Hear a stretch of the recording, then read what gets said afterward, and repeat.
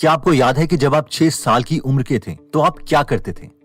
Anyways, जब Warren Buffett सिर्फ 6 साल के थे तो वो अपने दादा की दुकान से च्युइंगम लेते और उसे घर घर जाकर कुछ प्रॉफिट में बेच देते थे। इससे उन्हें हर च्युइंगम के पैकेट पर 2 सेंट्स का प्रॉफिट हो रहा था। उसके बाद उन्होंने थोड़ा ज्यादा प्रॉफिट कमाना शुरू किया जब वो एक साथ 20 सेंट की कोक अपने दादा की शॉप से लेते और हर एक कोक को 5 सेंट में बेच देते, यानी टोटल 5 into 5 25 सेंट्स में, जिससे उन्हें 5 सेंट्स का प्रॉफिट होने लगा।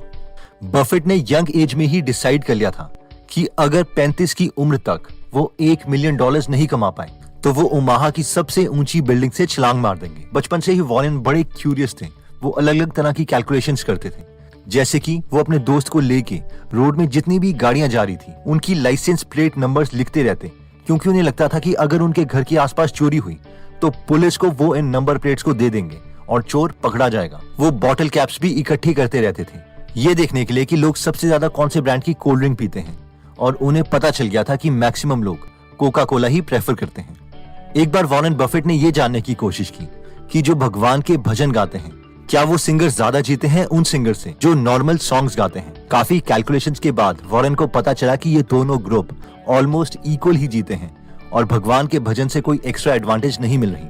बफेट ने पहली बार अपनी इन्वेस्टमेंट स्टॉक मार्केट में तब करी जब वो सिर्फ 11 साल के थे। इस वक्त वॉरेन के पास $120 इकट्ठे हो चुके थे कोक और च्युइंगम्स बेचकर।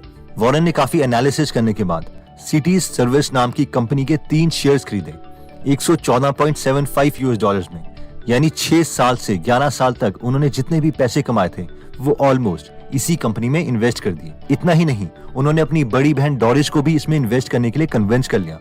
जैसे ही वॉरेन ने सिटी सर्विस के शेयर्स खरीदे, उसी के कुछ दिन के बाद इसके शेयर्स की वैल्यू कम हो गई और उनकी बहन स्कूल जाते वक्त उन्हें हमेशा टॉन्ट मारती रहती थी कि तूने ही मेरे पैसे डुबोए हैं। लेकिन कुछ दिनों के बाद सिटी सर्विस का शेयर प्राइस बढ़ गया और वॉरेन ने पैसे जल्दी निकाल लिए और खुद के लिए और अपनी बहन के लिए $5 का प्रॉफिट बुक किया।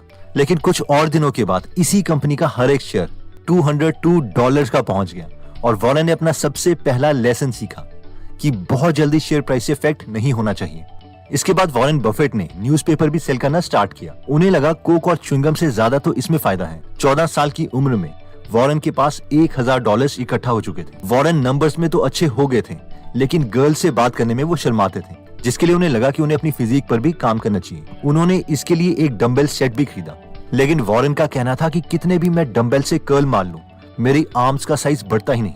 वॉरेन बुक रीडिंग में बहुत विश्वास करते थे, इसलिए ओमाहा की बेंसन लाइब्रेरी में वो अपना मैक्सिमम टाइम स्पेंड करते थे और फाइनेंस से रिलेटेड बुक्स पढ़ते रहते। और एक बार उन्हें एक बुक मिली जो उनके $1 मिलियन के सपने को पूरा कर सकती थी, और उस बुक का नाम था 1000 Ways to Make $1000। वॉरेन की सबसे बड़ी लर्निंग इसमें यह थी कि मनी कंपाउंड कैसे करती है। वॉरेन को जो आइडिया पसंद आया था वो ये था कि अगर वो वेइंग मशीन आज ले लेते हैं और उससे हुए प्रॉफिट को री इन्वेस्ट करते हैं, और अगर एक मशीन के बाद उन्हें अगली मशीन खरीदने के लिए 100 दिन लगेंगे तो अगली मशीन के लिए उन्हें सिर्फ 50 दिन लगेंगे और अगली मशीन के लिए 33 डेज और उसके बाद 25 एंड सो ऑन। उन्होंने वेइंग मशीन तो नहीं ली, लेकिन अपने दोस्त डैनली के साथ second hand pink ball machine ले ली और उसे बार्बर की शॉप में लगा दिया और बार्बर को कहा कि वो उनके साथ प्रॉफिट शेयर करेंगे। काफी जल्दी वॉरेन और डैनली के पास काफी मशीन हो गई और स्कूल में लोग उन्हें कूल समझने लगे। काफी टाइम के बाद वॉरेन ने इस बिजनेस को $1200 में बेच दिया।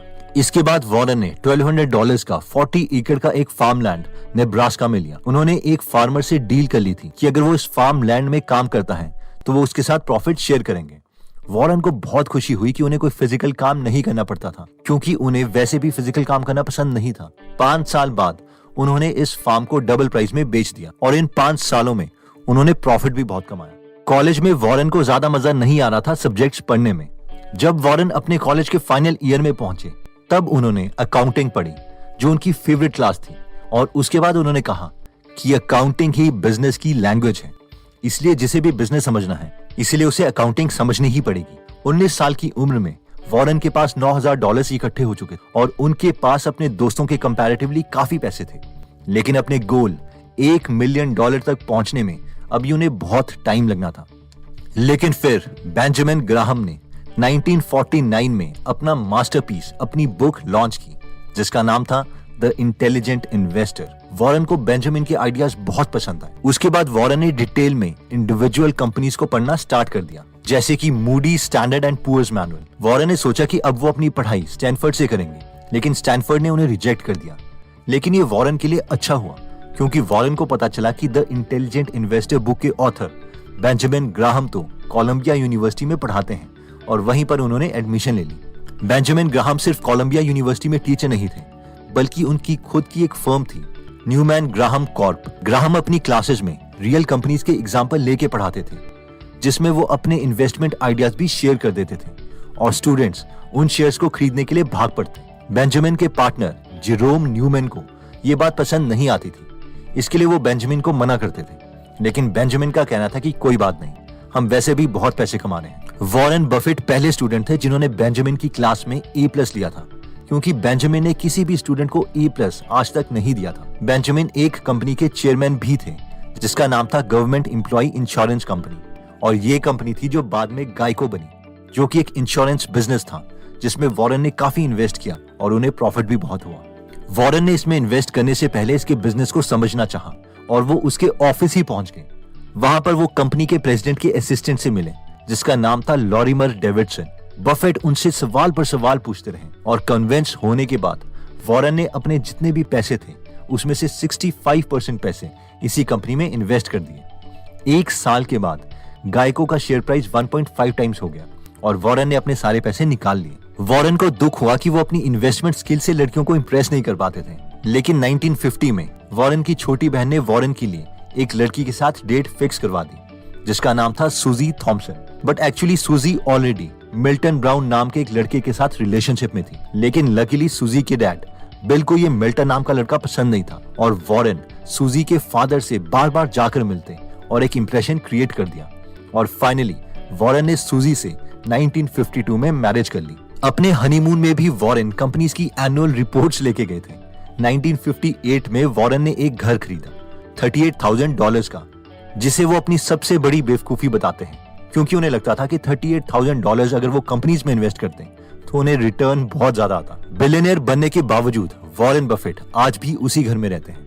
वॉरेन बेंजामिन के साथ उनकी कंपनी में काम करना चाहते थे, लेकिन क्योंकि बेंजामिन ज्यू थे तो बेंजामिन सिर्फ ज्यूज को ही जॉब देते थे। 3 साल के बाद फाइनली बेंजामिन ने वॉरेन को नौकरी पर रख लिया और वॉरेन बेंजामिन के फर्स्ट एम्प्लॉय बने जो ज्यू नहीं थे।